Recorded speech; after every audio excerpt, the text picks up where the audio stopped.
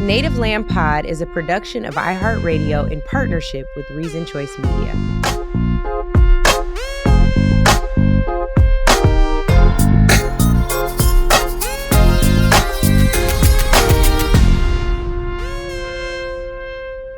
Welcome home, y'all. Welcome home. Welcome home. This is episode 10 of Native Land Pod, where we break down all things politics and culture.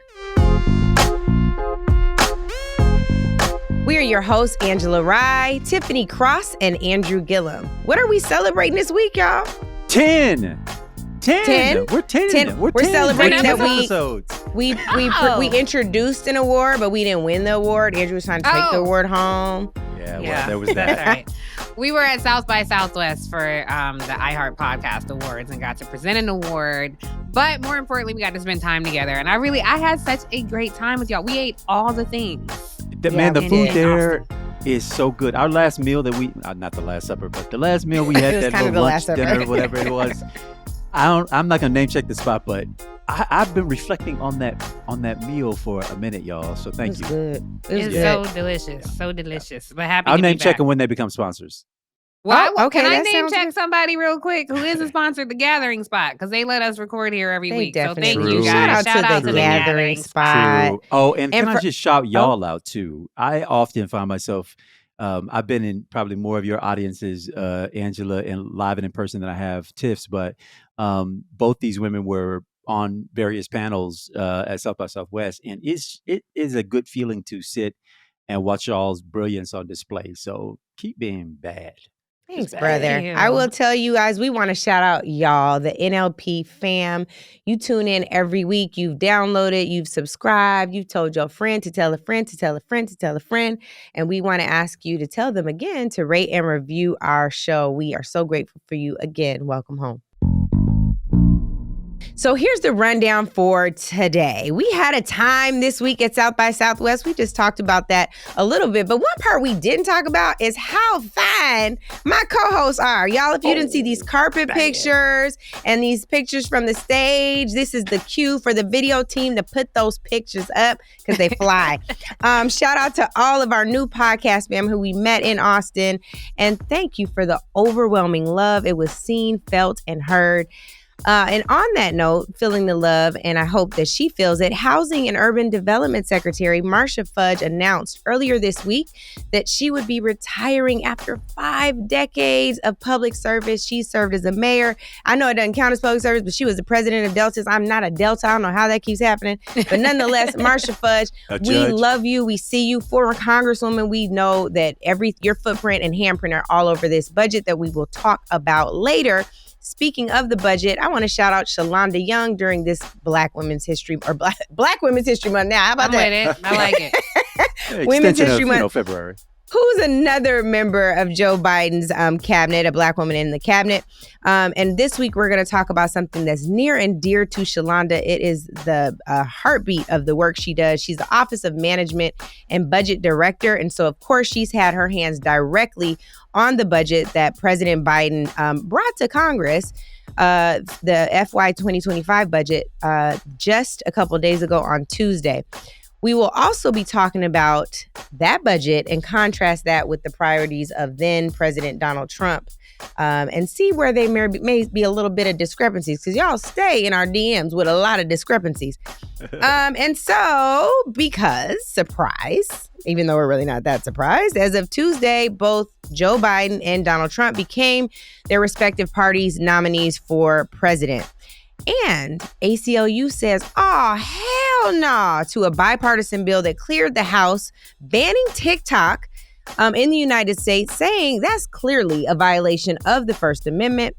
And also, Trump has now gone from 91 indictments to 88, thanks to Judge McAfee, who has thrown out charges for Donald Trump and some of his co-defendants in that Fulton County racketeering case. And of course, we will be answering your questions all throughout this show, NLP fam. And we've got a Marilyn Mosby update because, woo, y'all do not play about Marilyn Mosby. And when I tell you we're grateful because we don't play about her either, let's get into it. Shout out to all of you who have asked how you can engage. We'll be sure to tell you by the end of the show. Stay with us. Okay, everyone. So here we are after a 352 to 65 vote in the United States House of Representatives. This don't happen on nothing but post offices these days, but that's what the vote was on this TikTok ban, surprisingly. So they are trying to ban TikTok in the United States. And now the bill will head over to the Senate. I want to first hear some sound for Donald Trump because, every now and then he got a conflict or several. As you know, I was at the point where I could have gotten it done if I wanted to. I sort of said, you guys decide, you make that decision, because it's a tough decision to make. Frankly, there are a lot of people on TikTok that love it. There are a lot of young kids on TikTok who will go crazy without it. There are a lot of users. There's, a lot of good, and there's a lot of bad with TikTok. But the thing I don't like is that without TikTok, you can make Facebook bigger. And I consider Facebook to be an enemy of the people, along with a lot of the media. Okay. He said the quiet part out loud there, Angela, by the way. Forgetting everything he said prior to that last point, which was Facebook, Meta, whatever they're called now. Didn't he just meet with Elon Musk? Maybe a bug got drummed to his ear, right? I mean, this is all about his vengeance for Facebook, Mark, that whole crew. But I also think it's partly a smart pedestrian move by him. I'll just say that. But I think it conflicts with something he said because he's when he was conflicted president. himself in this actual. We haven't showed that yet, right? So when people see that clip, they're gonna think he's conflicting himself the whole time. But in his previous statement, y'all, when he was president of these United States, unfortunately, he did seek. He was the first one to throw out going after China and banning TikTok usage in the United States of America. That was his position as president when he could do something. Now he's citizen, Mr. 81 convicted. What, 88 convicted? 88. 88 indictments, yeah. Let the people eat cake. If we wish. Well, can I just say this is the danger to me with centering Donald Trump, because it's really not about him. I know we have to talk about him, but y'all know how I feel about it. Like, this is not a Donald Trump issue. This is a much bigger issue. One, what the Congress, the lower chamber, the House decided was that TikTok would have to essentially emancipate itself from a company called ByteDance. This is why that matters. ByteDance is a Beijing-based company, and we have a very complicated and sometimes beneficial bilateral relationship with China. ByteDance is worth more than $20 million, and essentially they would have to sell. The Beijing-based company would be compelled to sell 20% of their stake, and the reason why is because, as rightfully so, there's a concern about TikTok sharing US-based user data with China. And given our rocky relationship with our biggest competitor on the global stage, that actually makes sense. There has been information from the U.S. intelligence community that they are monitoring how we use TikTok, from everything, not just to what we look at, but our finger motions, our eye movement. And that might not matter if you think about a 12-year-old using TikTok, but when that 12-year-old is 35 years old and they work for the NSA or the FBI or in the banking industry, and there is data that says, I know exactly who this person is because I've been tracking their every move since they were 12 years old. Well, now we're looking at a national security issue. So I think that's the bigger conversation here, because it's not just about TikTok. It's really about our relationship with China. And we just saw, I know this is like foreign policy, which we don't pay a lot of attention to in this country because, as Black folks, we're concerned about our mortgage payments and, sending our kids to school and raising responsible people. But foreign policy is a really big issue. And when you look at our relationship with China, and you just saw President Xi of China on the global stage with President Vladimir Putin, who the world has considered a pariah given his international ambition and the attempted annexing of Ukraine, this is a big deal. If these two powers, these two nuclear powers, are joining hands on the world stage, and there's a Beijing-based company where a significant portion of U.S. users are interacting with it daily, potentially unwittingly compromising their own data, that's a big deal. And that's why this matters. The danger in centering Donald Trump is you are chasing the red herring instead of focusing on something that really is a bipartisan issue that impacts us all, no matter what side of the aisle you sit on. That's real. Well, Donald Trump isn't the only one that might have a little bit of a conflict here. Joe Biden says that if Congress passes this TikTok ban, he'll sign it. We're going to roll that sound. And then there's one other flag I have for y'all. Just a question. Do you still support banning TikTok? Would you sign that bill? If they pass it, I'll sign it. And so here's the thing, though. I don't know how y'all feel about this, but people have pointed out this hypocrisy. I think we're all walking hypocrites about something. But of course, Joe Biden is running for president. So can you run for president these days without creating a TikTok account? He certainly did. And they made their first post during the Super Bowl this year. And so I'm curious to know if you all think that if there should be any like, hey, well, what about this over here? Obviously, he didn't do it from his phone, so there's no real national security threat there. But I'm wondering if you all think that there's like, hey, if you're going to sign the ban, don't use the thing. No, I would applaud the Biden administration for meeting voters where they are. The reality is a significant portion of young people are on TikTok. And so Gen Zers who are just coming into this process, you want to say, hey, I'm engaging you. And quite frankly, if you're 18 years old voting for the first time, I'm not sure how closely you're monitoring foreign policy issues. Not saying that you aren't, but that's probably not the leading issues that's driving your vote. So I don't necessarily think that's hypocrisy. Look, I have a challenge with Meta and how they conduct a lot of their practices, yet I'm definitely on Instagram. Native Land is on Instagram. I think it's really hard to navigate this society without participating in some sort of social media. It's a necessary and therein evil, lies right? the problem. But it's a necessary evil because social media has democratized who has a voice in this society. And as Black folks, we have been so summarily left out of that process. Social media is integral to how we organize, how we activate, and how we communicate with each other. So I don't know that I would blame Biden for that. Well, I mean, but more than one thing can be true at one time. The democratization that's being experienced by so many of us through these platforms is good. But then you get to a point where these platforms become so powerful, have so much, because just like we're talking about China and the information that they're collecting about our movements, what we put into the public space, even what we haven't put into the public space that's happening in the back frame, these companies have access to all of it. So what happens when a Facebook becomes or Meta becomes so incredibly powerful?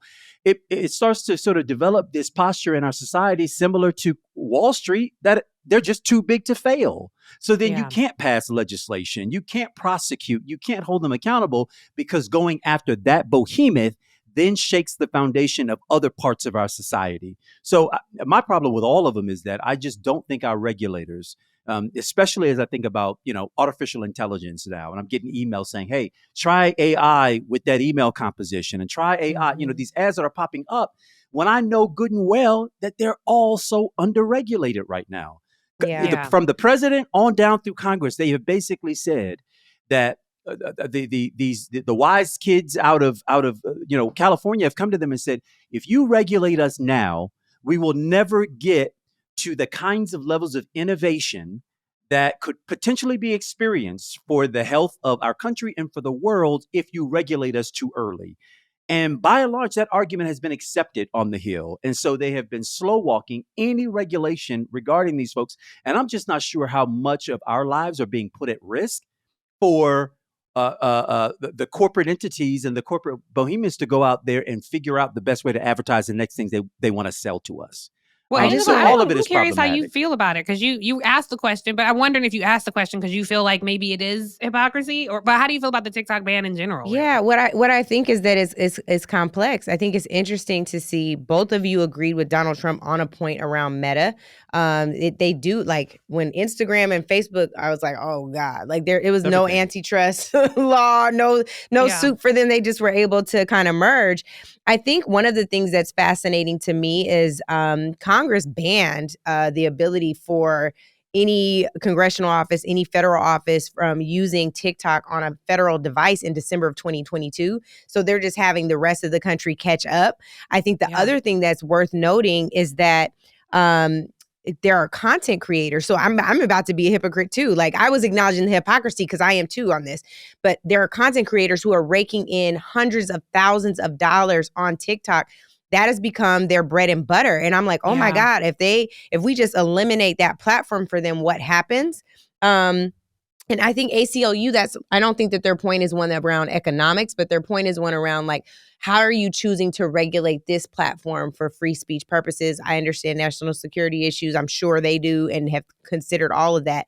And yet and still they're like, this is going a bridge too far. So it looks like there's going to be some type of ACLU suit based on this if it passes the Senate and gets to Joe Biden's desk, it is going to be challenged in court and by Angela, ACLU. if I could just add, I know we've talked on this a minute, but it's really important. There are countless multinational companies that are operating in the United States but are headquartered elsewhere and are paying taxes elsewhere, including companies that were started in the United States and for taxation purposes. That's a good point. And greed, they have lifted their corporate headquarters out of here and have settled in some other tax-friendly, non-existing country. So if we start at this place, and I probably am more in the line of where the ACLU is here, even though I don't have a TikTok. I don't use it, but my wife shows me videos and stuff, and so I laugh at stuff. So I guess I'm complicit. But if we start down this road, where does it go next? Which enemy of the state does Congress then decide is a national security risk, and therefore we're going to shut such and such down so that they can't collect data? That same information is being collected right here by domesticated companies, and they're selling that shit elsewhere anyway. They're selling it outside the United States. They're selling it globally. So in some ways, this feels like a red herring that TikTok's been picked out. And I understand. And by the way, you named the company that owns it. The truth is that it's likely owned by the government. It is likely owned. That's been the question. That is a key question they have asked. Does the government, and in China it is not America, but in they China are not the it's only an authoritarian one. state. They're not the only Fair one. enough. You can go to where anywhere in the Middle East. In fact, in the Middle East, you can't own a company if you are not a Jordanian or a Kuwaiti. I've been to Qatar, for instance. You can't own a company in Qatar. More than 49% of it if you're not a Qatarian. So we don't have that regulation here in the United States. So I'm just saying this is a moving target. I don't think it's Qatarian. No, I was thinking, how do you say? No. I was saying, how do you? You're Qatari. Wait, right? if you're from Qatar, are you Qatarian? Are you Qatari? I used it because of the sentence structure, but you're right. It could be just a. Anyway, praise the Lord. We done on this. Okay, last 10 seconds. ACLU is the American Civil Liberties Union. They're not a government entity, and they are the people who are bringing forth a suit. They bring forth a lot of suits on issues like this, so we'll have to keep our eye on that. But join.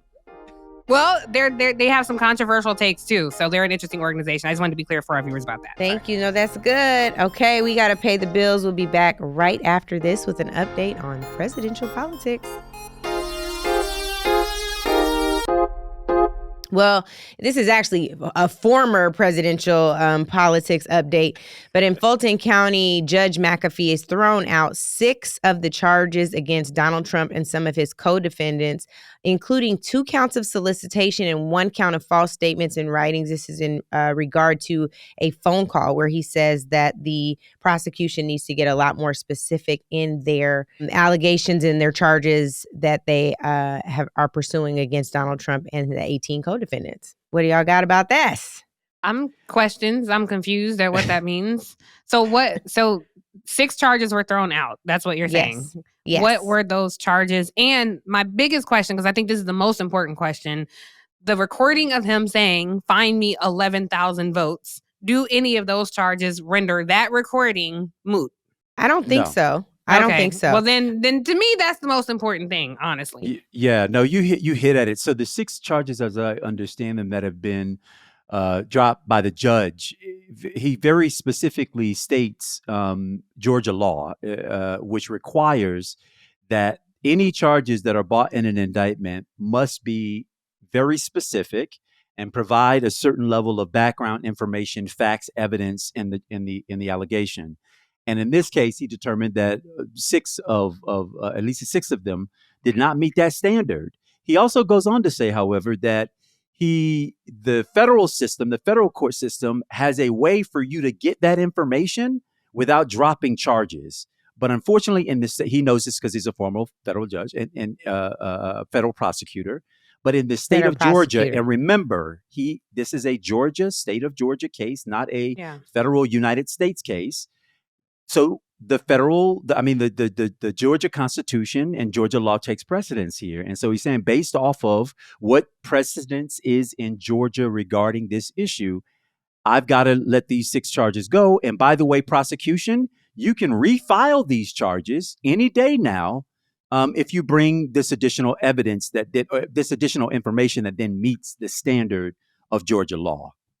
Can Republican governor, also widely known voter suppressionist, can he pardon Donald Trump for any or all of these state charges? Is that even a possibility? Yes, absolutely. Do you all think that he would? Absolutely. Because even though Trump has been, of course, antagonistic to him because he's a child and throws temper tantrums, yet and still, some people still, drink his Kool-Aid. So it's frightening. I gotta measure this guy. Obviously, obvious voter suppressionist, and to his own end. He was a candidate on the ballot, and the man was trying to square it up so he had the best chance of winning possible. Long before that, he's been doing it a long time. No, for sure. But again, Secretary of State. He's at his reason, and as Secretary of State, and as a candidate for governor, he put all this stuff in place. My point is, though, he also ran for re-election without endorsing Donald Trump, being critical of him, ascended into office because there was a constituency of Republicans in Georgia that would still elevate him to that post. What I am thankful for, however, is that because these are state charges, if Donald Trump, God help us all, were elected, president of the United States, he couldn't direct his Department of Justice to then suddenly, just drop charges, because these charges are being brought at a state level according to its state laws and state constitution, and the prisons that you would go to are not federal prisons; they are state prisons. And those decisions can't be vacated by a president simply because he happens to be at issue in those charges.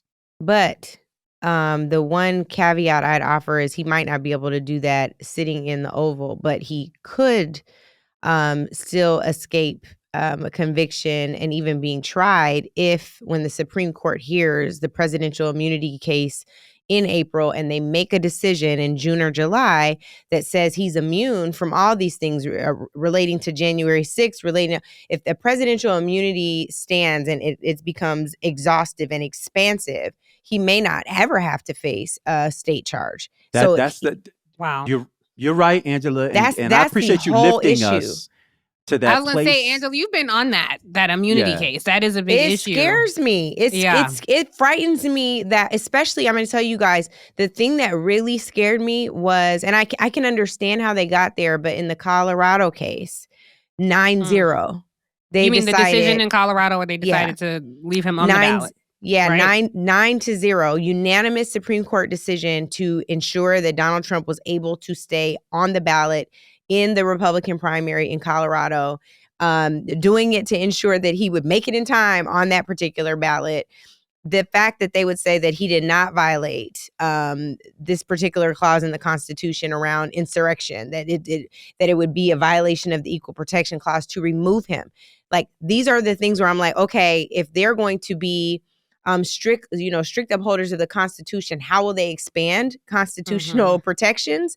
And I think that we could be in a place, I don't know if we would be 9-0 because there are some folks, at least hopefully, with Sonia Sotomayor, Elena Kagan, and with Ketanji Brown Jackson, where they would realize the danger outweighs what you would hope that this country would. Like, we understand what the documents are supposed to mean, that they are supposed to be living and breathing. That does not mean that you should let this dude take us out and die, like, behind trying to protect a document that, like, some of these things, you just got to look beyond the plain four corners of the document, because if you looked at it just as it was, that didn't even apply to us. Yeah. So we were not considered human beings in that document. So what are we really talking about? You got to evolve. But you got to be able to evolve that thing based on who's in front of you and what's going on. And it did. All I got to say, that decision didn't concern me as much.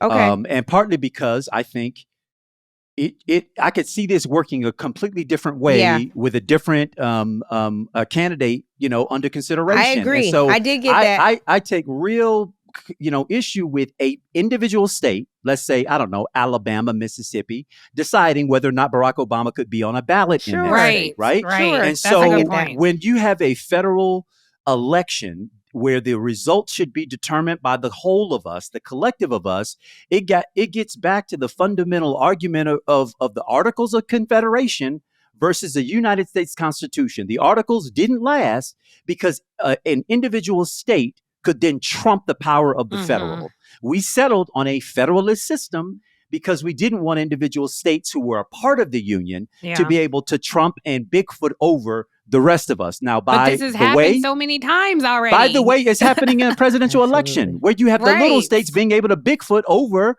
the majority of Americans. I'm just saying, I don't want to. It's happened in voting rights. It's happened in reproductive justice. Completely. I think what makes this different, this particular case around immunity different, is if the court, and they possibly can because they did it in Bush v. Gore, they basically said, we're making this decision. This is why we're making this decision. And by the way, in making this decision, this should never be used as precedence, which means never, ever use our decision in this case as a foundation for making the same conclusion in another like case. They said it. The Supreme Court said, as in every other case, Angela, you can agree or you can at least confirm this. When the Supreme Court makes a decision, it becomes the law of the land and it sets precedence for like cases until the Supreme Court reverses itself in a future decision. And Bush v. Gore, they said this should never be precedence and never reversible. I only make that point to say this would be such a departure from the federal system to say the president could basically assassinate his political opponent as president, kill his opponent as president, and cannot be prosecuted. You have to draw it out to its logical conclusion. If you say if presidential immunity applies to anyone who is president and they cannot be prosecuted for the actions that they take while being president, take it to its furthest conclusion. Can he assassinate his opponent as president and never, ever have to pay a consequence for that? If the court goes that direction, they are saying that. But that is it sounds hyperbolic to people, but what you just said, Andrew, that is a legitimate question to ask. He already said he has said he could shoot somebody on Fifth Avenue and still get elected. Angela, my question for you, because you name checked 3 Supreme Court justices with Kagan, Sotomayor, and Jackson, and the reason why Angela name checked those judges is because they are Democratic appointed members of SCOTUS. SCOTUS is the Supreme Court of the United States. So when you hear that term, that's what that means.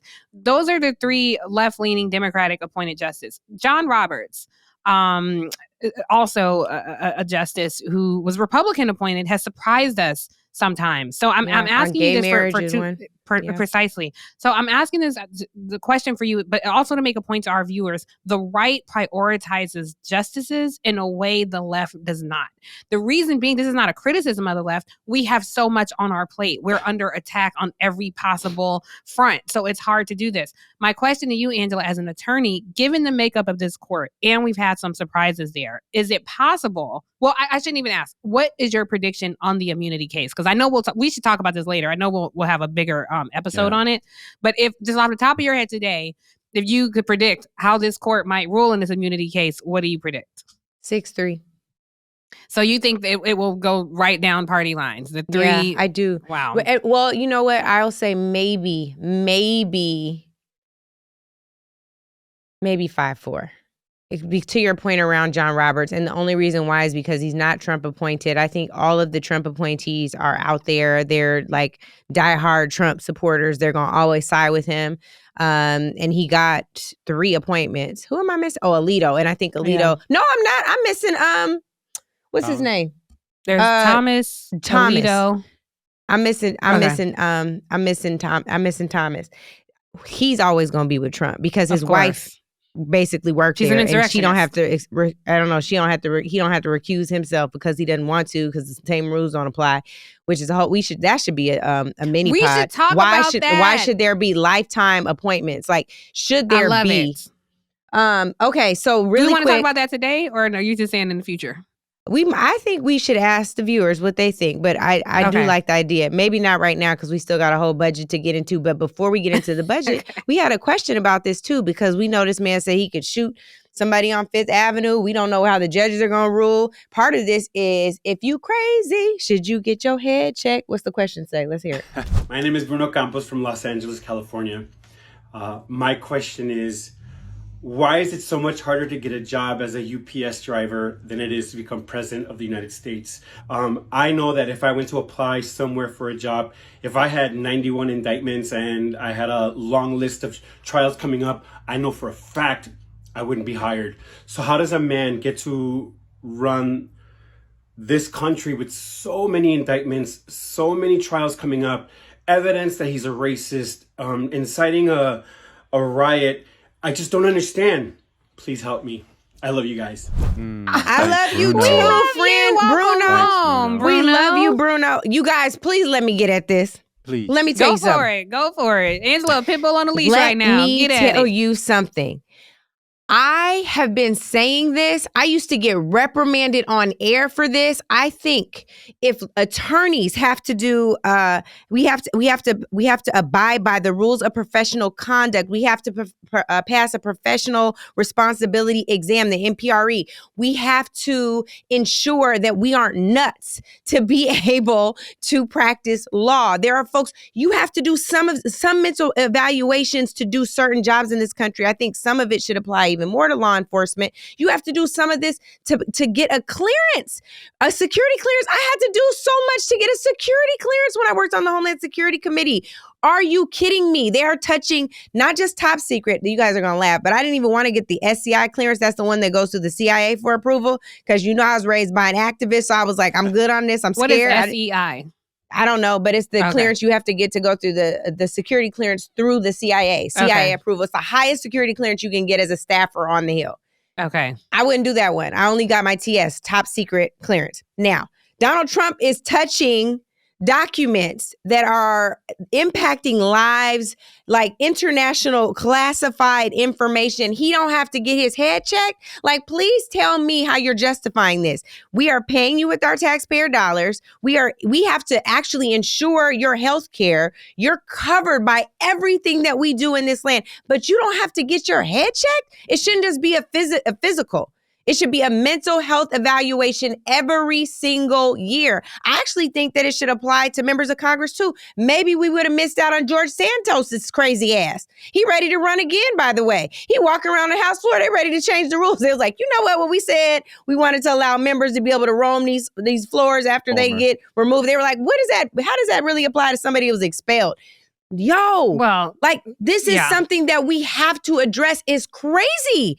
It is crazy. Yeah. Well, first of all, thank you, Angela, for breaking that down, because so many people don't understand how this works, especially on Capitol Hill. That's why it's such a privilege to have you break these things down, since you worked there for so long. I just want to remind people, in 2017, I believe it was one day after dismissing James Comey, who was the head of the FBI at that point, Donald Trump was in the Oval Office with two members of an adversarial government, two members of the Russian government. He was there with the Russian Foreign Minister Sergei Lavrov, and Ambassador Sergei Kislyak.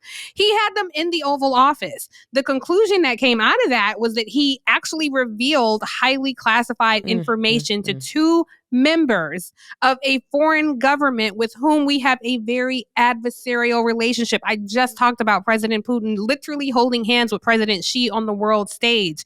And this man is up for re-election with the support of at least 75 million people. This is where you know it is not about patriotism. It is not about political divides. There are people who could literally see this country turn to ashes before they saw someone who looked like us running it. That is what this is about. This is not patriotism. These are members of a cult who is willing to turn this country over to a man who is a proven traitor. That should tell you where we are in this country. I'll just say, having gone through a process of having to fight back and beat back lies through an indictment, as a regular average citizen who finds themselves on the other side of that system off of an accusation, having banks close their doors on you, having credit cards canceled on you, having your passport stripped from you, having DSA, global entry, all that other stuff, all that stripped away from you off of an accusation. So before you ever get to a guilt or an innocence, someone's claim against you. And it just goes to show how the justice system is, which is supposed to be blind and is supposed to apply to all of us the same way, that's a hoax.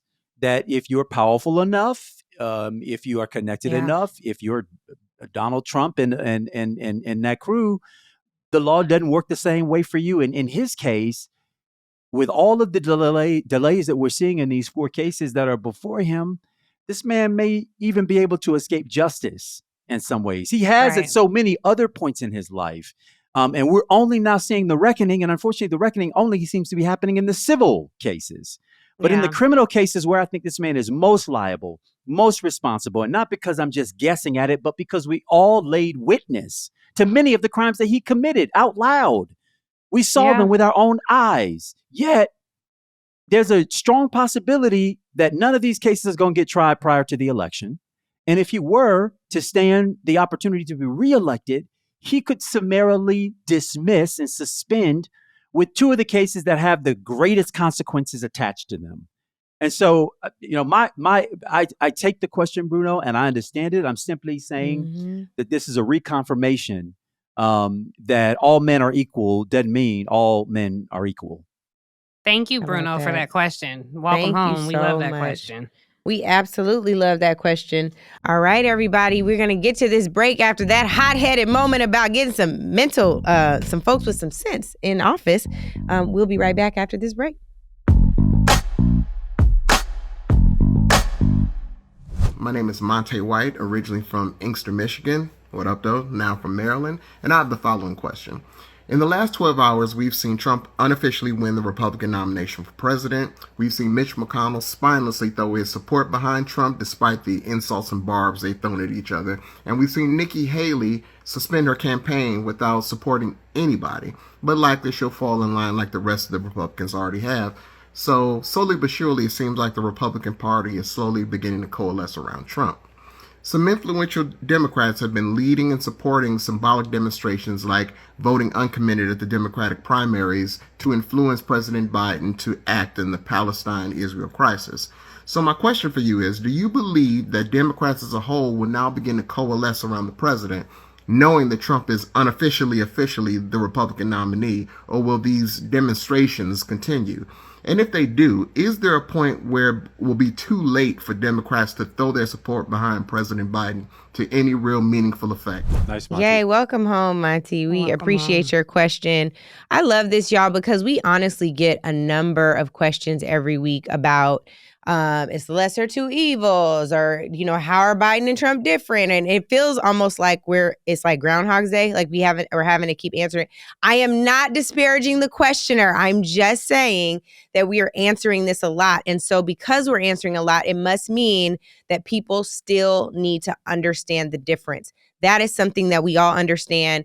We sometimes can get wonkish. Tiffany will regularly be like, what's that acronym mean? I just said something about an SCI clearance. And she's like, what is that? I'm like, I don't know. It's some sensitive compartmentalized information. I had to look it up, by the way. But the point is, like, we are regularly in this. But because this is the work that we do and have done for many, many years, we do get in spaces where we're like, oh, this is obvious or that's obvious, and it isn't necessarily so. So today, what we're doing, hopefully, Monty, in answering your question as well as some of the others, is showing what some of those distinctions are. Now that we have, I think we've been knowing who our nominees would be in the respective parties for the general. We know very clearly now, as per the numbers, that they are going to advance to the general, so long as their party conventions say the same. We want to make sure that we're drawing a contrast and that it's really clear with Biden's release of Sholanda's budget this past Tuesday, as well as being able to reflect on someone who was a president, lost re-election, is now eligible to run for another 4-year term. What are the biggest distinctions? One of the things that I wanted to call attention to is Congressman Cleaver used to say, who was my boss on Capitol Hill and the chair of the CBC when I worked there, the Congressional Black Caucus. Representing what district? Oh, it was Missouri 4, but sometimes, in redistricting, those numbers can change. But he's I think from Missouri. Yes, Kansas City. And a Kansas pastor, City mayor. am I correct? Was he a pastor? And a former Kansas City mayor. Yeah. Yes. And a former HUD official. Anyway, we have run through these people's whole resumes today. But he says, the measure of a person or a nation's heart can be divulged by examining the details of a budget they craft. And because he's a pastor, Tiff, he said based on Matthew 6:21. Okay. So, right, he's like, I got a biblical basis for this. Right. But I think it's so true. Even Michael Lomax, who ran the UNCF, used to say that it's not about the numbers in the budget, really. You can really determine where priorities lie. And speaking of lies, it's interesting that Donald Trump would utilize the budget and say that he's doing these grandiose things for Black people because what in the hell do we have to lose in these budget documents, and be lying. He would just be telling a whole story. Like, I've done more for HBCUs than any president in history. It's been fact-checked by PolitiFact over and over again. That is not a thing. But I think the truth of it is there are some places where some of these budgets kind of intersect. The whole purpose of this is every year, the sitting president goes before Congress. They give the State of the Union address. In that State of the Union, they list their key priorities, kind of like a roadmap like we do at the beginning of the show, of what they're going to do this year, what they're asking Congress to join them in meeting the needs of the American people. Here's what I want to do. Shortly thereafter, there's a budget proposal that is hundreds of pages that is broken up by department, Department of Interior, Agriculture, Justice, HUD, which is Housing and Urban Development, over like through and through, as well as some of the agencies like the Minority Business Development Agency, which they just decided should be the White Minority Business Development Agency, but that's a court case for another day. So you see all of these priorities that are presented with numbers attached to them, from Pell Grants to SNAP to affordable housing to farmer debt relief. And you see what presidents, what they would use as pay-fors. How are they going to pay for these initiatives, for these projects? The pay-fors normally come from taxes. And we see in this administration how they plan to use taxing the rich to pay for some of the programs, because a number of federal programs had to be cut under the Trump administration because of the number of tax cuts and credits that were given to the rich. So that said, I want to allow and move over, because I've been talking for 5 minutes. Sorry, y'all. I want to share the stage with my co-host, because I just kissed the mic, because I think it's so important for you guys to talk about some of the priorities you've seen, some of the things where you're like, this is good, but I think we need to be, prioritizing this in a different way. One of the things that frustrates me is the attention to the border and how much money they want to spend on the border. On a bipartisan level, this is an issue that far exceeds Donald Trump and Joe Biden's administrations. But I want you guys to talk about some of the things that you've seen in the budget documents, and what you hope to see. Well, can I just hop in and say, I hate to be a wet blanket here, but I just want our viewers to understand how this process works. And one, this budget, like most presidential budgets, has very little chance of becoming law. What this does instead, to Angela's point, is post State of the Union address, it's saying, here's where my priorities lie. So I appreciate you laying that out for us, Angela. I have more questions than I do answers here. Before I kick it to you, Andrew, because I don't have a lot to say about the budget itself, I will tell you, when we were, Angela and Andrew and I were talking about this before we started recording, one thing that I care, because Angela said, I want you all to, look at this budget and see, what matters to you. And I read probably 8 papers every day before the sun comes up. I don't watch a lot of cable news. I feel smarter for having read things. And what I have not read, even when I Google it, is what is in President Biden's budget when it comes to SNAP benefits. SNAP is food assistance. It's a food assistance program. It's not because it's not in there. It is because people have not written about it. What that says to me is the Beltway press is incestuous and is often talking to each other, for each other, and about each other. That creates a disconnect with voters who are out there who are not waking up looking at CNBC every day or reading the op-ed pages of the Journal or the Financial Times. They are figuring out how to struggle. And this is why, to Angela's point, they do not feel connected with this budget. They don't always understand what the president has instituted in a budget that Congress has to vote on and pass, which rarely happens. and how it impacts their everyday life. The fact that no one has thought about, well, there are millions of people who receive SNAP benefits. How does this budget impact them? So much that it is not written about anywhere since the State of the Union. I found that quite telling. That's what I care about. I have members in my family who get SNAP benefits. Yeah. When I was younger, we got SNAP benefits called welfare at the time. If you old enough like we are, you remember government cheese, right? Andrew's raising his hand and he got it too. So we all understand that. So that is the key thing that I care about. And unfortunately, I did not find that. And I'm not as smart as Angela and Andrew to comb through hundreds of pages of it. Andrew, I want to hear your priorities, but my question to you is, and Angela, because you worked on Capitol Hill, and I told Angela I was going to ask this question earlier because I these guys have more government experience than I do. The president's budget is just one part of it. Then Congress has to vote on it. And then the money is issued to states. If you have a Republican governor, and I'm using Mississippi as an example, Governor Tate Reeves, who gets this big pot of money, he gets to decide where it goes. So in a state like Mississippi, where you have a city like Jackson, Mississippi, where they literally had no clean drinking water, and it's still a very flimsy drinking water system in place now. That's infrastructure money that Tate Reeves gets to say, I'm going to put this money elsewhere and not in the blackest part of my state. Andrew, do I have that correct? And that's how it goes. And because you were a mayor running for governor, how does that money trickle to the governor, and then how does the governor trickle that money to you? Yeah, your point is well taken, Tiffany. And the truth is a lot of us get it confused, and for good reason. Because for us, look, we put money in through taxes, and we hear about all the money being generated, but we get real lost in the process when that stuff's supposed to come back down to us. And so it's important to know how. And it's really, as a mayor, it was one of my biggest criticisms about the budgeting process. I brought it up numerous times in visits to the White House and talking to, at that time, Obama administration officials and so on. It's a big issue for a lot of us at the local level that we can have problems, as in Jackson, Mississippi, and our very own communities. But unfortunately, the way Washington, D.C., Congress sends down the money is they send the money down to the states to then be distributed by the states into local governments underneath their jurisdiction. Well, when those grants come to the states, they largely come as what we know as block grants, which is a category of money, say, for housing. And it's intended to impact housing for your entire state.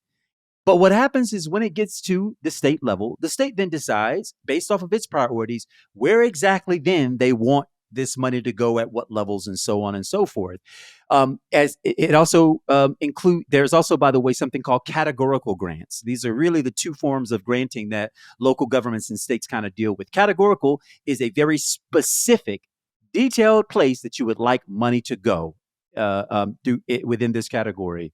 The government doesn't send enough of those down. They largely like to deal with block because it's a big sum of money that can then later be decided on its distribution at the local level. Well, in a state like mine, where you got a governor, a Republican governor, who loves to take punitive measures against what we call blue cities inside of red states, and those are more democratically voting cities that likely didn't vote for him, is he likes to penalize, withhold, redirect resources to more friendly and more conservative parts of the state. And I'm willing to bet that attitude is true, and more states with more governors than we'll ever hear admitted by those respective governors.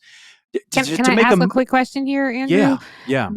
Because I'm just making this connection that because the blue states pay more into the system, but red states benefit more. Do I have that right? And then once you get into the red state, then the red cities or the red counties tend to end up absorbing more of their share of the pot than what they contribute into the pot. And disproportionately, who lives in those blue spots? Black folks. You know who's where. That's for damn sure. And then the one very clear example I'd like to give for folks, because many of us know about Obamacare or the Affordable Health Care Act.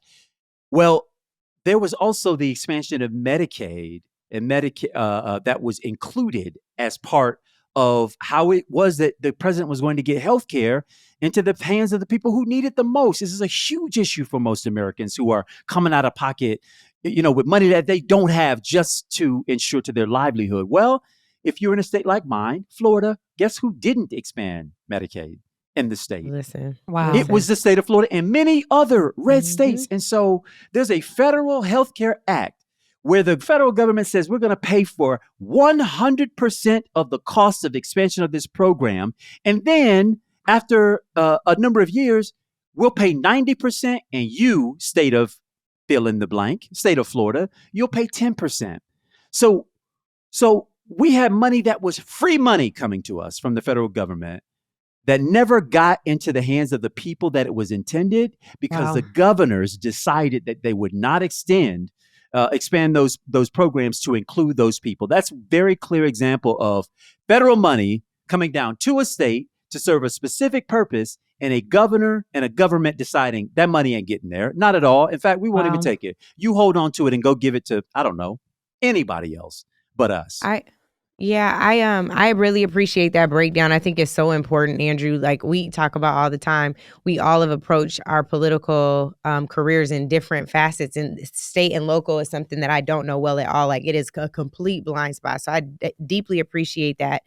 And even around SNAP, Tiff, I was like, how's there nothing in here? I was going back through all the articles, and I was like, there's nothing on SNAP. We went back through, there's 188 pages for this year's budget. Or for FY 2025, me and Lolo, our researcher, shout out to Lolo and Nick, who's always keeping us on time. I was like, we already did this for 5 minutes. Anyway, but Lolo was saying she couldn't find anything. And what they did in this budget is they say, if you want to see a change in SNAP, you got to reauthorize the Farm Bill. And so there's that piece. I don't know why they didn't break that out in this budget. And that's a great question we can ask the administration. I'm sure they'd be happy to answer.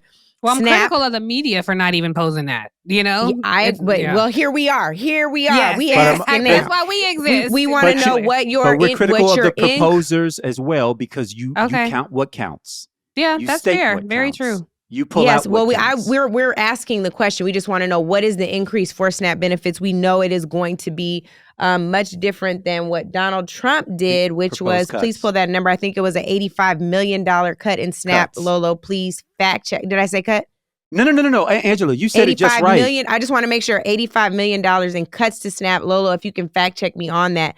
But I wanted to say, to do a Tiffany really quick. I'm calling this doing a Tiffany. SNAP is the Supplemental Nutrition Assistance Program. So I want to make sure we're clear on that. Tiff said food stamps. That's a very similar thing. It is support. So based on what Lolo found, Donald Trump's cuts to SNAP benefits, again, food stamps, was slashing that by $15 billion, along with reductions in federal crop insurance subsidies. But for some reason, farmers had thought that he was on their side. He is not nationwide. Andrew, go ahead with the video. I know you were going to... I'm sorry. Can I just fact check something really quickly? This is according, because I like to cite facts and sources, so people know it's not us saying this. This is according to the Center on Budget and Policy Priorities. Donald Trump's 2021 budget proposes to cut the SNAP benefits by more than $180 billion, nearly 30% over the next 10 years, by radically restructuring how benefits are delivered, taking SNAP away from millions of adults who are not working more than 20 hours per week. During the Trump administration, they considerably reduced this. Not only did they reduce it, they started applying more restrictions on who could get SNAP benefits, which made it like almost impossible for people. And I'll just say, as somebody in my family who gets SNAP benefits, it's not enough. I have to supplement that food income every single month. They expect you to live off $200 a month sometimes. And you have to consider, it's not just food. It is deodorant. It is toothpaste. It's toilet paper, basic needs for life. This is what SNAP covers. Sorry, Andrew, I'll just say, Angela, you were going in the direction with your comments that farmers thought that Republicans loved them and that the president would love them, but you saw the cut that was proposed in that department's budget. And I'll tell you, the farmers are still getting their subsidies. In fact, are getting enhanced subsidies. What was white cut, farmers? Yeah, what was cut from that budget, the cut that we see represented from the Trump administration in agriculture, has to do with the fact that SNAP benefits, food subsidy programs, after school lunches, during school lunches, weekend feeding programs, all of that is caught up in the budget for agriculture. Mhm. Agriculture isn't sitting inside housing and urban development. Those food subsidy programs and benefits are within that department's budget. And so when we see cuts to them and you think, oh, well, they're trying, well, I thought he was on the side of the big farmers and this. He is. Those subsidies for those farmers are still there. What is gone is the subsidies for working people, poor families who depend on those services in order to eat, in order to live. What is great about this video, and I'm so glad that we're getting to talk a bit about the budget, is that for those who are deluded into believing that that Donald Trump in any way offers something to our states, to our communities, to our households, to us as individuals, in line with being greater than what you have received under Democrat administrations, and I'll be more specific, under Joe Biden, just look at the numbers. Just look at where That's Angela's point, they are proposing to take away in order to give. And what you will notice in Trump's budget is that all the give was to the wealthiest 1%, and it was paid for because the federal government didn't have the money to do it. In future years, it is paid for by taking away from affordable housing, from food subsidy programs, from child assistance programs, from the child tax credit, from the earned income tax credit. All those things get slashed while he then puts money into the bank accounts of the wealthiest 1%, the people who need it the least. And so I'd love if we get an opportunity either in poster or now to just play that so that viewers we need to play it to see it. We need to play it because there's some parts of this that you need to read. One other flag for you all regarding SNAP is during the Trump administration, they also proposed the elimination of food stamps for 700,000 people. And fortunately, that's where the judicial system was on our side, and they prevented the Donald Trump administration from implementing that rule. So, Andrew, at this point, you want to go ahead, show people how the budget works, and then I do still have one thing I want to get to on HBCUs. Indeed. I'll read them as quickly as possible. This is all according to Now This, the outlet. $15.6 billion he proposes for customs and border protection, an increase of 7%, by the way. $2 billion for the wall that Mexico was supposed to pay for. Y'all remember that? $9.9 billion for immigration and customs enforcement, an increase of 23% over their previous budget. $1 trillion for infrastructure spending over 10 years, including $200 billion for nationally significant projects. And the cuts to pay for that budget were $465 billion from Medicare providers, $700 billion in cuts to Medicaid over the next decade. Workforce requirements, food stamps, housing assistance came with new requirements, $70 billion in cuts to federal disability insurance, $170 billion cut in student loan forgiveness. The budget calls for extending Trump's tax cuts, the ones to the top 1%, till 2023 at the cost of $1.4 trillion.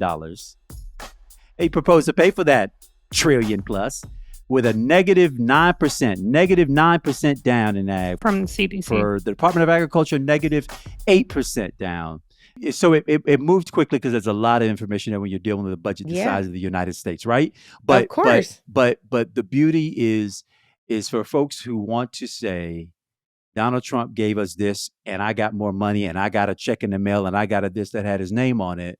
The truth, what really went down is what is being reflected here, which is that all those things that you think he did for us, in fact, he was taking away right before our eyes. The man is a trickster. That's all I'm saying. Yeah. Magic and man. the point that he made, we're going really fast, so kudos to you, Andrew, but he cut the CDC budget by 9% in February of 2020. We know what happened in March of 2020. There was a global pandemic. Angela, sure. I'm curious about because I know this is something that was really important to you about saying that the budget reflects priorities. One thing when you were explaining to me earlier is that you worked on Capitol Hill for a number of years, executive director of the Congressional Black Caucus, and you were explaining to me that staffers would be given the responsibility of looking at the budget, taking a section and looking at it and explaining to the members. So I'm keenly curious to hear how you feel about this budget. Yeah. So, yes, I worked on the Homeland Security Committee, and every committee staff goes and takes their chunk, the Department of Homeland Security, for example, for us, and we comb through it to see if it's in alignment with our chair or the ranking member, if you're not in the majority of the committee. And I think for me, the frustration I have is the heightened priority to securing the border when there are so many deep needs in the community. Tiff and Andrew, y'all went in deep about SNAP. I mean, that alone, the other priorities for kids in K through 12, HBCUs, which is a place I think that there's a highlight we can actually talk about and a clear distinction we can draw.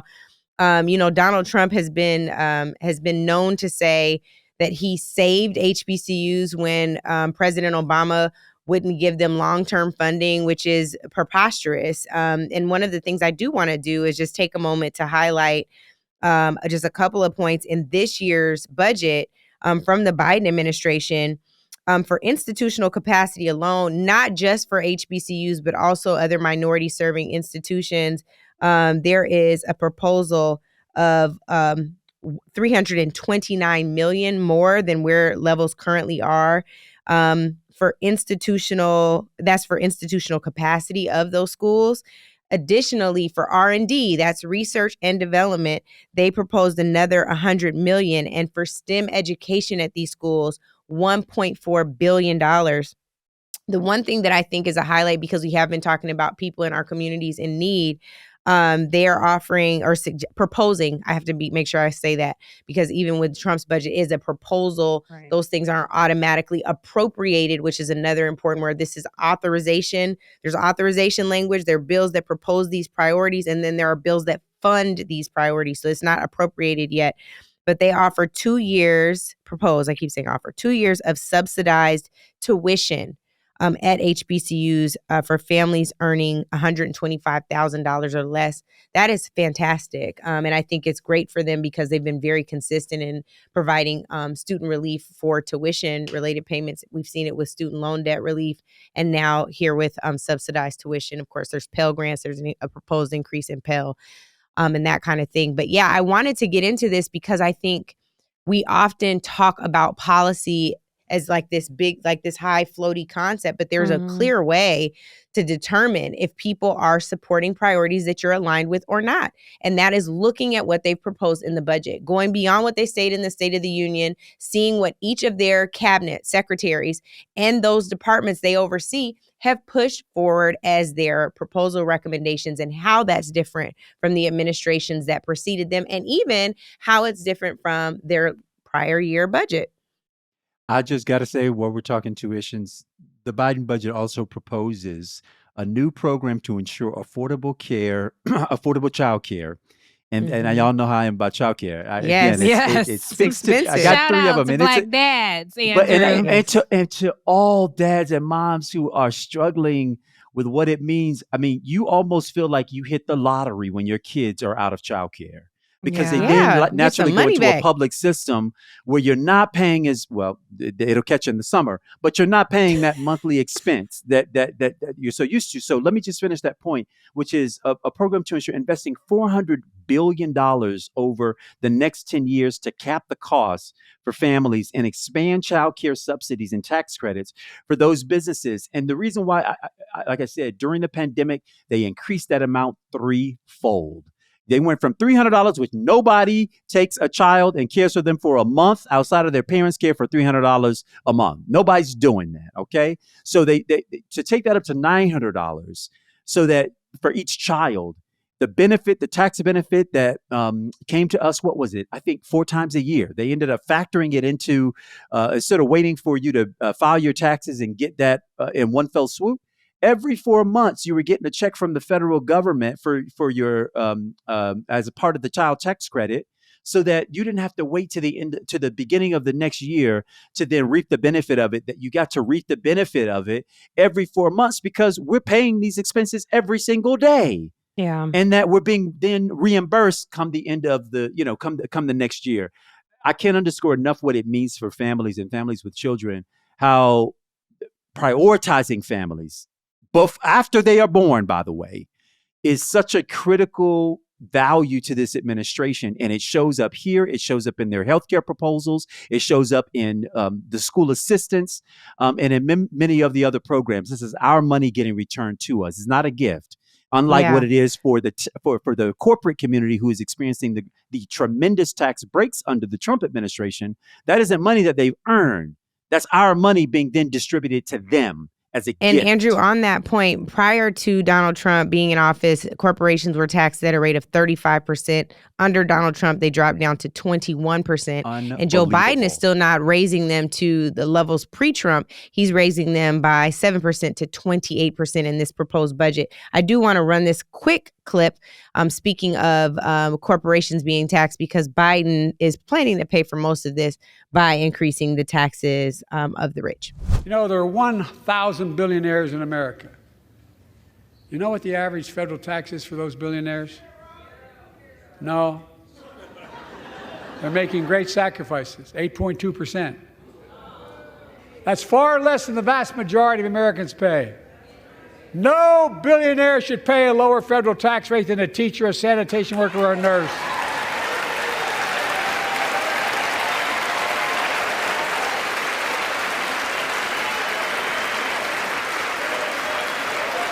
I propose a minimum tax for billionaires of 25%, just 25%. What is 40% effectively for the rest of us, but he's getting closer. How about that? And they still have it. Anyway, that's the story for another day, but they still have it higher for us. This has been an illuminating conversation. I didn't even know we were going to do such a deep dive on SNAP, but based on the questions that we get every week from our listeners, where we find relief is something that's abundantly important to us all, not just in our community, but especially in our community. We know that when America catches a cold, we might have COVID. We used to say pneumonia. It might be COVID or RSV or whatever else. Flu. In America has the cold. Black folks catch the flu. Monkeypox, something. Yeah, it's escalated Ebola, now. Yeah, it is Zika, escalated. all of it. Okay, and right after this break, we'll get into one more listener question. And of course, we have a Marilyn Mosby update. Hey, Native Land Pod. This is Tony from Dallas. Question for you.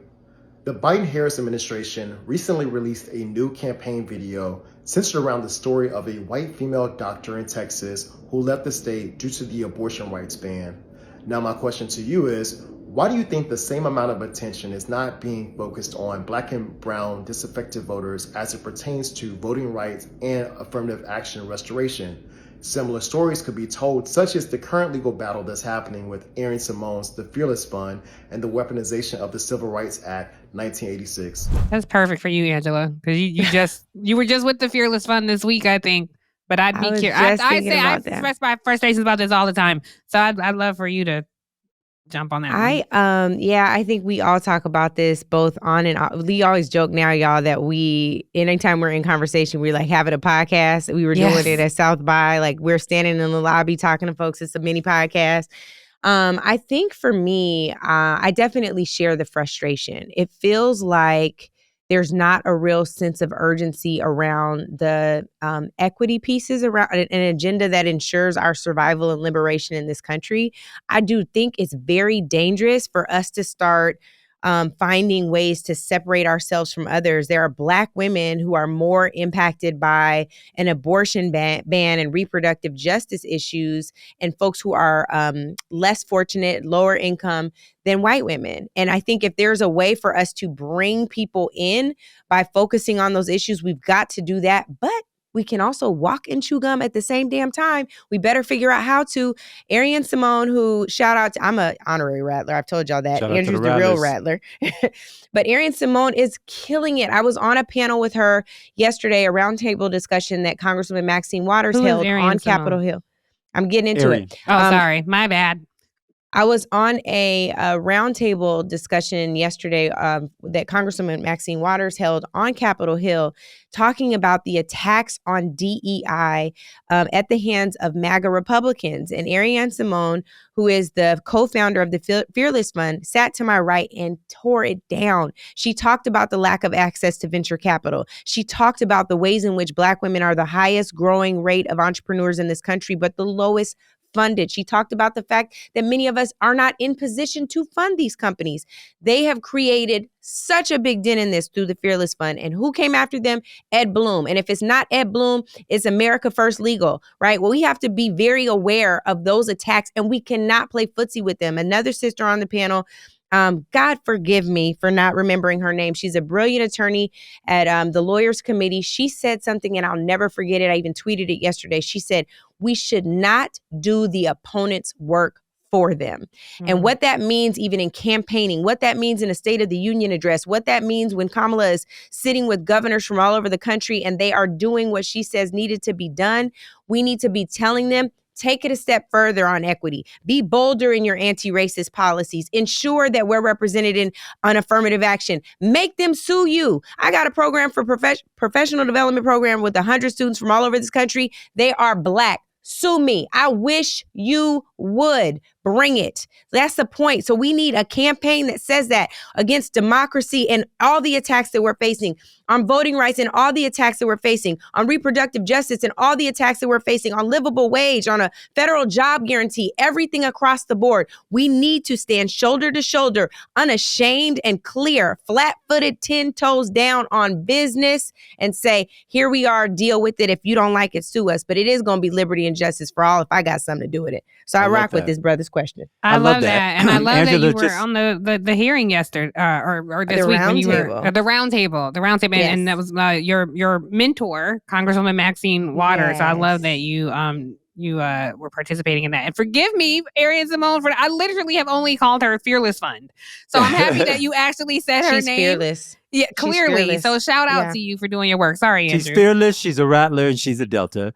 I did want to mention that Angela, one, beautifully stated. Two, I want to nominate Maxine Waters to be heading up the campaign's outreach funds to outreach efforts to include, as the brother evoked in his question, around reproductive rights. Angela, your point is well taken. We don't have to choose between all. The problem with this is that our fights are so manifold. We got to have battlefront. We got battlefront set up on every part of this landscape. And what the other side wants us to do is negotiate our way out of what we all know we deserve by pitting our issues against each other. And I believe the attorney was getting at, don't do the opponent's work for them, is oftentimes, and all of us have been in these conversations where we're in rooms with people who have like mind, and we're fighting each other, negotiating against ourselves to get what we believe is going to be acceptable. The other side is just putting out what they want, where they want to go, and they're like, I dare you. Just like Angela, that's what I'm saying. So, like, get some. Beautiful point. I don't want to say what I want to say. Beautiful point, and better than a point, it's a way of being, y'all. It's a way of existing. It is. Embody that boldness. Tiff ain't nothing but 5'3" on a strong good day, and tough and tall. Look. But my attitude 6'1". We know, Chad. We know. She looked at the pictures. They were like, I didn't know Tiffany was so short. Tiffany, I didn't know I was either. Well, sometimes people say, "Wow, Angela's tall." Like you were like, you didn't see these 5-inch platforms she had online to the people. Yeah, but last comment. You said by comparison. Maybe that's what we need to tell them. Do we need to tell them to put their platforms on? Do we need to tell them to put their platforms on and march for this agenda? But you know what? Taller. It's deeper. Be tall like Tiff on the inside. It's deeper than any of us know. This is all part of the vestiges. Yes, of it is. Slavery. It's part of the vestiges of a system that isn't designed and built for us, because you're often questioning yourself about what's possible. Should we pursue that? Should we go with what's more acceptable? Am I in the right place? Am I qualified to be in the right? So the legacy of this thing is deep. And it's us normally, like, oh, you can't ask for that. It's not them. It's us a mentality. that's doing. But it also really is. That needs to be a podcast. The believer, the belief is built out of a lived experience that has taught you time and time again about what you cannot do. Yeah. Can I just say why Arian Simone's work is so important? And this is old data now, but in 2016, the Center for Global Policy Solutions said discrimination and bias in favor of funding companies run by white men caused the United States to lose out on over 1.1 million minority-owned businesses and forfeit more than 9 million potential job opportunities. Mm-hmm. So when you hurt us, you hurt yourself. Hurting yourself. Don't hurt yourself, like Queen Bee Beyonce say. Listen here. Okay, well, on that, making those lemons lemonade, because that is only the thing that Arian Simone could do this Women's History Month that I've reclaimed as Black Women's History Month. We are going to talk about another Black woman history maker just briefly as we segue into calls to action. And I just want to acknowledge again our dear sister, Marilyn Mosby. You all know that she's been raked across the coals in these 2 criminal trials, both of which she should have never even had to sit for. You all have responded boldly. And it really, I mean, I was kind of caught on my heels because I was like, well, we would go rev up to the call to action. But y'all are like, now I got a call to action for y'all. What we doing next? We ride at dawn, as our friend Jamel will readily respond with anytime there's a call to action. And I think there are 2 things for you all to do in the immediate. One is Marilyn has a GoFundMe that folks have set up for her to just help to pay some of the monthly bills. You all know that she's got 2 young daughters. We are not the recipients of that fund. We are not holding that fund. There are people out here in this country who do that regularly. You won't ever catch us doing that. No shade, but maybe a little bit. And then I would also say that the other thing is there will soon be a petition made available. But until that petition is up, there will be a rally on March 23rd in Baltimore, and we'll make sure to get those details up and available for you all in the credits for this show, as well as on our Native Land Pod page, which we hope you are following on social at Native Land Pod. And with that, I wanted to defer to my co-hosts for their calls to action. Andrew, you go. I'll go last. I'm co-signing every day on the Marilyn Mosby actions. Okay. Yeah. Yes. Yeah. Well, thank you for that, Andrew, and for always sharing your testimony when we talk through Absolutely. this and reminding people, because like I say, not too many people square up against the federal government and live to tell about it. Hey. So it's just you went through what you didn't deserve, and Marilyn is going through what she didn't deserve. So I love how you're passionately committed to that. And I, of course, echo that call to action. My last call to action, I would say, is if you are a fan of Native Land Pod, I would ask you to share this episode specifically. Angela had the genius idea to say, let's talk about the budget. And this conversation went a lot of different directions. The most important thing is connecting how the budget impacts your everyday life. A lot of people have that question. So if you know someone who says things like, Trump gave more to HBCUs, Angela breaks that down and with facts and references and cites sources on why that's not true. We try to communicate with you in a way that's very digestible and comprehensive, because that's how we talk to each other. And so often the cable news platforms are not considering you. The Beltway media, they are not considering you. We consider you. You center everything we talk about. And so if you have someone in your family who's not clear on things, we try to break these things down. Share this episode with them. Post this episode on your social media. Tell your friends to listen. Talk about it in your group chats. Because Angela was the first person to say this to me, but I think it's so important. None of us here are trying to build individual brands. We are trying to build community.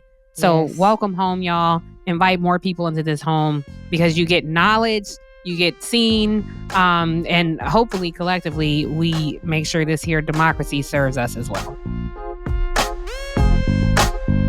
And before we end the show, I just want to remind everyone to leave us a review and subscribe to Native Land Pod. We're available on all platforms and YouTube. New episodes drop every Thursday around 10 a.m.-ish. And then we have a YouTube that drops later on in the day. You can also follow us on social media. We are Angela Rye, Tiffany Cross, and Andrew Gillum. Welcome home, y'all. There are 235 days until the election. Welcome home.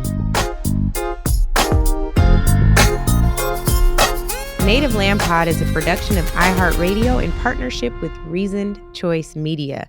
For more podcasts from iHeartRadio, visit the iHeartRadio app, Apple Podcasts, or wherever you listen to your favorite shows.